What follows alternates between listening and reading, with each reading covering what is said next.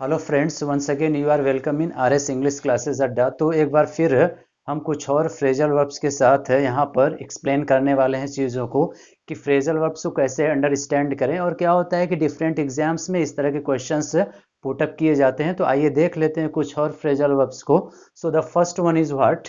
यहाँ पर जो फर्स्ट मैंने राइट किया हुआ है वो है हमारा burn out. And what is the meaning? Burn out meaning क्या होता है? बता रहा है कि बिकम एक्सटिंग्विश्ड। और हिंदी मीनिंग क्या होता है कि बुझ जाना। और हिंदी मीनिंग के थ्रू क्या होता है, चीज़ें और हमको समझनी आसान हो जाती है। यानी जब फिलिंग द ब्लैंक्स करते हैं तो वहां पर यदि उसकी हिंदी मीनिंग क्लियर हो जाए तो that is easy for us. तो burn out that is the become extinguish और हिंदी है बुझ जाना। And the sentence is word the fire burn out means जो फायर यानी जो आग था वो क्या हो गया, बुझ गया।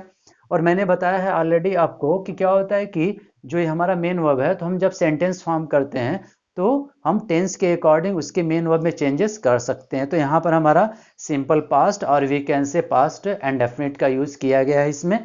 And number second is what? Number second is burn up. And what is the meaning of the burn up? Burn up the meaning is the flare up. Flare up means क्या होता है? धधकना। धधकना का मतलब क्या होता है कि जो आग है उसकी और उसकी जो क्षमता है उसको बढ़ा देना। तो ऐसा क्या करते हैं हम? So the sentence formation is she put some wood on the fire and made it burn up. उसने क्या किया? आग पर कुछ वुड यानी लकड़ी को रखा और मेड इट बर्न अप और इसे धधकने दिया। यानी धधकने के लिए क्या किया? छोड़ दिया। Made that is the second form, made it burn up. So the phrasal verbs that is a very important. Why?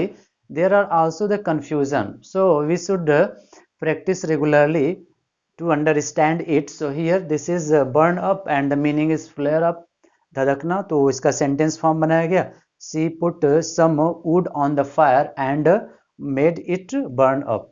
Now we come to the number third. And what is the number third? Number third is burn away. Away का वैसे तो meaning क्या होता है? Away का मतलब होता है दूर। ओके, तो यहाँ पर लिखा है burn away the meaning is disappear as a result of burning means बर्बाद हो जाना, इसकी मीनिंग है। तो सेंटेंस क्या है कि half the candle has burn away, यानी आधी जो मोमबत्ती हो क्या हो गई? बर्बाद हो गई है। और यहाँ पर कौन सा टेंस फॉर्म किया? This is in the present perfect tense. और मैंने बताया यहाँ पर केवल बर्न है। यहाँ आप देख रहे हैं बर्न, तो आप कहेंगे सर ओरिजिनल नहीं।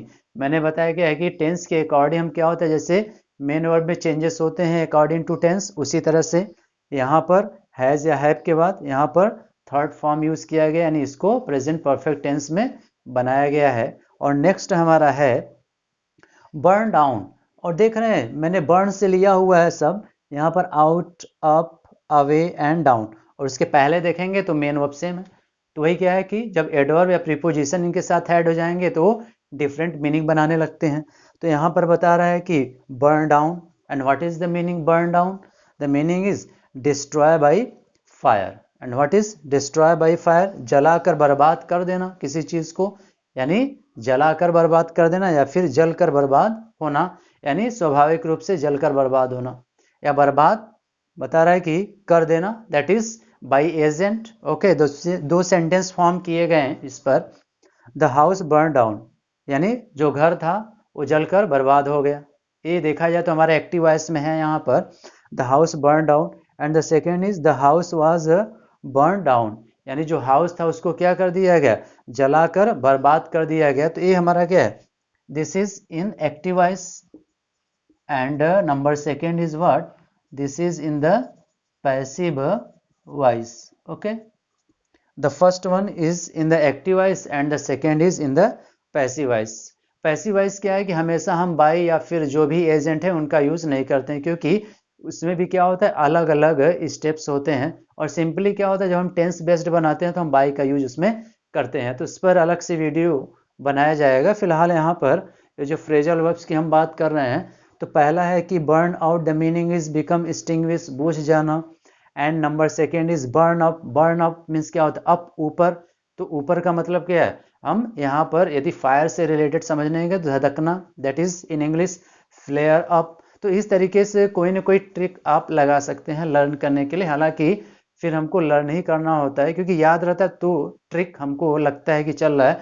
अदरवाइज यदि हम उसके विषय में नहीं जानते हैं तो there is no trick. Trick के लिए भी क्या है? We should know about that thing number third is burn away. Away मतलब दूर, बट हियर यहाँ पे क्या है, disappear as a result of burning means बर्बाद हो जाना। And next is burn down. Burn down there are two meanings, destroy by fire means जलाकर बर्बाद कर देना, एंड नंबर सेकेंड इज जलकर बर्बाद होना। तो आज मैंने कुछ और आपको फ्रेजल वर्ब्स के विषय में बताया। तो फ्रेजल वर्ब्स क्या होता है कि होते तो इजी है, बट कंफ्यूजन इसलिए होता है क्योंकि एक ही मेन वर्ब से कई सारे फ्रेजल वर्ब्स फॉर्म किए जाते हैं और उनके जो भी प्रीपोजिशन या एडवर्ब है दैट इज चेंज, वो चेंज होता है। So there are confusions, but if you will do regular practice you can understand it easily. तो जो लोग भी चैनल पर नए हैं, चैनल को सब्सक्राइब करना ना भूलें। So thank you for watching this video.